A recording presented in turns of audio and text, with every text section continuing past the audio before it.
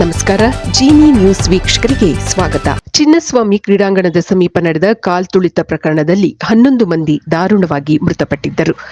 ಈ ಸಾವಿಗೆ ರಾಜ್ಯ ಸರ್ಕಾರವೇ ಕಾರಣ ಎಂಬ ಕೂಗು ಎಲ್ಲೆಡೆಯಿಂದಲೂ ಕೇಳಿಬಂದಿತ್ತು. ಇದರಿಂದ ತೀವ್ರ ಮುಜುಗರಕ್ಕೆ ಒಳಗಾಗಿದ್ದ ರಾಜ್ಯ ಸರ್ಕಾರ ಅನೇಕ ಆತುರದ ಕ್ರಮಗಳನ್ನು ಕೈಗೊಂಡಿತ್ತು. ಅದರಲ್ಲಿ ಮುಖ್ಯವಾದದ್ದು ಬೆಂಗಳೂರಿನ ಪೊಲೀಸ್ ಕಮಿಷನರ್ ಸೇರಿದಂತೆ ಪೊಲೀಸ್ ಇಲಾಖೆಯ ಮುಖ್ಯ ಅಧಿಕಾರಿಗಳನ್ನು ಸಸ್ಪೆಂಡ್ ಮಾಡಿತು. ಈ ಕ್ರಮಕ್ಕೂ ಸಾಕಷ್ಟು ಟೀಕೆಗಳು ಹಾಗೂ ವಿರೋಧಗಳು ಸಾರ್ವಜನಿಕ ವಲಯದಿಂದ ಹಾಗೂ ಪ್ರತಿಪಕ್ಷಗಳಿಂದ ವ್ಯಕ್ತವಾಗಿತ್ತು.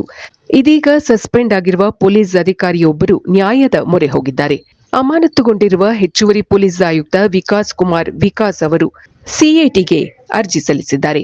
ಕೇಂದ್ರ ಆಡಳಿತ ನ್ಯಾಯಮಂಡಳಿ ಸಿಎಟಿ ಇಲ್ಲಿಗೆ ಅರ್ಜಿ ಸಲ್ಲಿಸಿರುವ ಅವರು ತಮ್ಮನ್ನು ಅಮಾನತು ಮಾಡಿರುವ ಬಗ್ಗೆ ಆಕ್ಷೇಪ ವ್ಯಕ್ತಪಡಿಸಿದ್ದಾರೆ. ಜೊತೆಗೆ ನ್ಯಾಯ ಒದಗಿಸಿಕೊಡುವಂತೆ ರಾಜ್ಯ ಸರ್ಕಾರದ ವಿರುದ್ಧ ಸಿಎಟಿಗೆ ಮೊರೆ ಹೋಗಿದ್ದಾರೆ. ಇದು ಈ ದಿನದ ಸುದ್ದಿಗಳು. ನಿರಂತರ ಸುದ್ದಿಗಳಿಗಾಗಿ ವೀಕ್ಷಿಸುತ್ತಿರಿ ಜೀನಿ ನ್ಯೂಸ್. ನಮಸ್ಕಾರ.